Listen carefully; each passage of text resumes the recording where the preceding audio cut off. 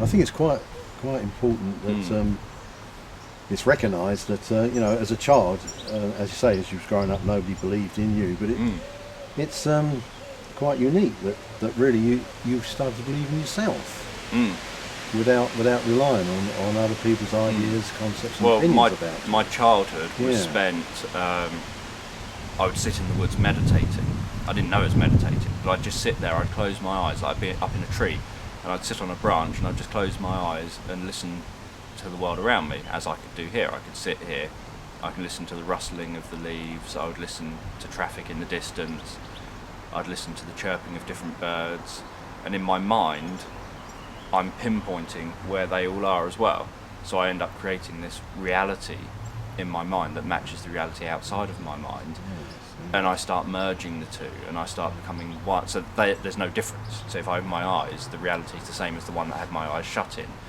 So I become one with everything, and I used to find a lot of peace from doing that. I would just sit there, and at home I would get hit. I would have all sorts of not particularly pleasant experiences. Whereas when I was out in the woods, it was just me. Yeah. And I could just be. I didn't think. I've never been a warrior particularly. Obviously, there's a time and a place for worrying. So I've never particularly worried. I would just go out into the woods, sit there, and just be. Right. I would use that technique I just described as my way of connecting with the world around me, without thought or without anything, just so that I become one. And then you're lucky in that respect. And of course, this obviously led on to Ericksonian hypnotherapy and your work with, or your interest in the work and your correspondence with Ernest Rossi, and also with youth offending service, how you work with the parents of children. And with that, the statistics are always a funny thing, because statistics can show what you want them to show to some extent. Yes. And depending how you view, for example, I gathered statistics based on looking at 360 families and what the outcomes were between families that had actually worked with me versus families that could have worked with me. They were eligible, but said, oh no, we're not really that keen on the idea, we'd rather not, it's not the type of service for us, or whatever their answer was. They just didn't want to work with me. And it's about 50-50 it was I think something like 48 point something percent worked with me, and just over 50% didn't, or something like that. It was and there was a slight difference. For example, more people worked with me where their child was at risk of offending but hadn't yet offended. So people that were perhaps being a nuisance in the street, perhaps being abusive to people, but they'd not yet criminally been prosecuted for anything. Parents of kids like that were more likely to work with me. So statistically, more of them worked with me than when you look at parents of people that were already young offenders. And it was as if the parents of the young offenders, there was a selection of them that thought, well, they've already been offending, it's already too far gone, there's nothing we can do.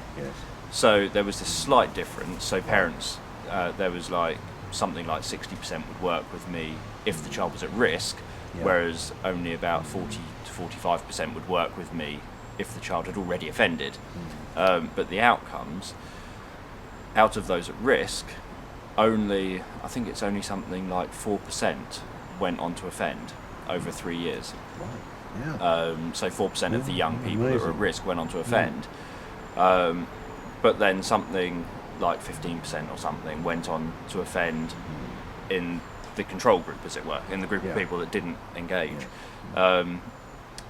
And so looking at it like that, I thought, well, that's not really saying what the difference is. So what I did was I worked out what the difference is between the two percentages. So rather than just saying, oh, if you come and work with me, then only 4% of young people that have parents working with me go on to offend, I thought, well, that's not really being honest, because technically only 15% of young people go on to offend where the parent hasn't worked with me, so when they're at risk of offending. So I thought, well, the honest answer is actually saying, well, what's the difference between that 15% and that 4% perhaps? And so for people at risk, it was 69%. That was the difference between How one long and the a other. period was that over there? 3 years. 3 years. Yeah. So yeah. that's people worked with for 6 sessions on average. Yes. And then 3 years later, just from 6 sessions, Just from 6 and not sessions. with the offender. So No, not with this is the interesting. child, Very but interesting. with Yeah, the parent. yeah. I wonder if you could go into that. What would your approach be with you come across one of the parents? Well- oh, it's all Tommy's fault. He's a, he's a hooligan. He can't be controlled. I've done everything. It's all his fault. And that with all was the emphasis normally on the that. typical Yes, reaction.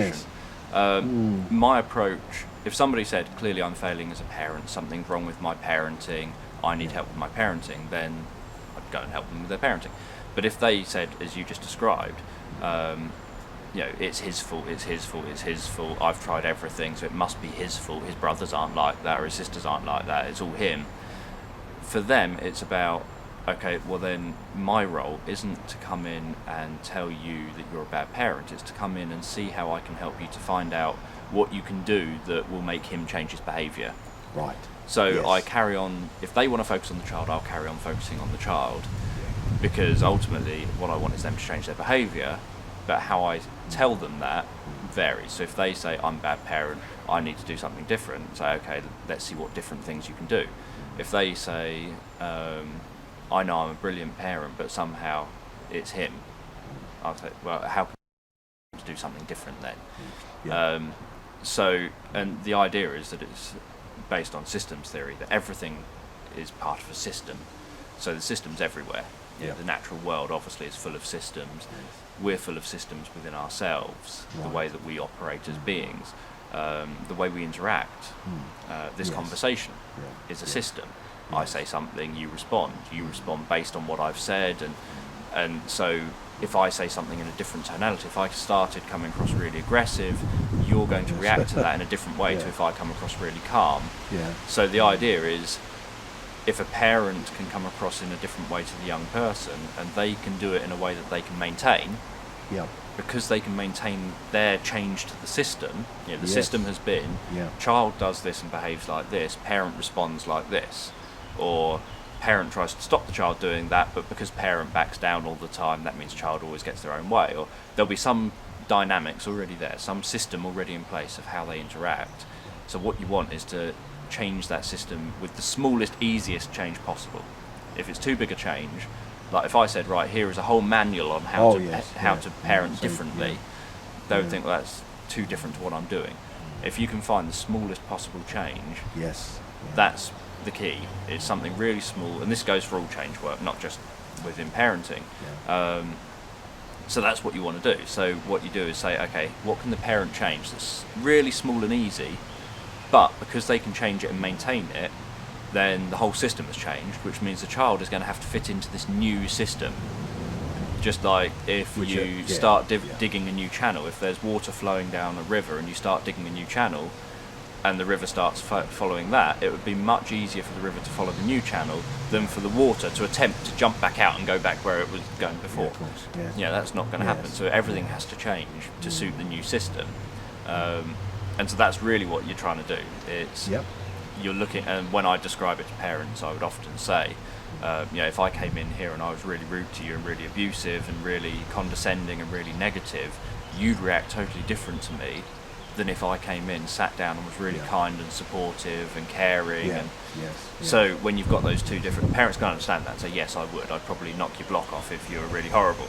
So when you've got that, you think, well, that's all I'm trying to get you to do with your child, is do that different thing, so they have to react differently to you, so they change their behaviour because they change their behaviour, not because you made them. You didn't go up to them and say, you must do this. You just changed your behaviour, meaning they had to change their behaviour. Inevitably, they had to change their behaviour. It's not something they were told to do. It just happened.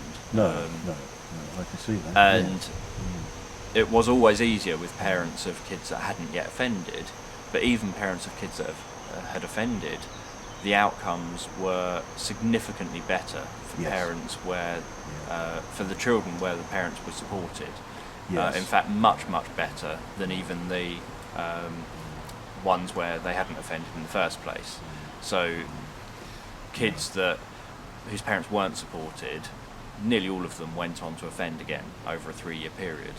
Kids where the parent, I think it was something like 86%, 87% went on to re-offend at least once, whereas parents with children who had offended that worked with myself, only 40% went on to offend over a 3-year period.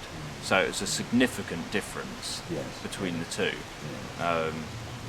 Much bigger difference, and my opinion is that it's because the parents were now maintaining a totally different way of doing Yeah, of things. course. Yes. So that obviously had a knock-on effect Yeah.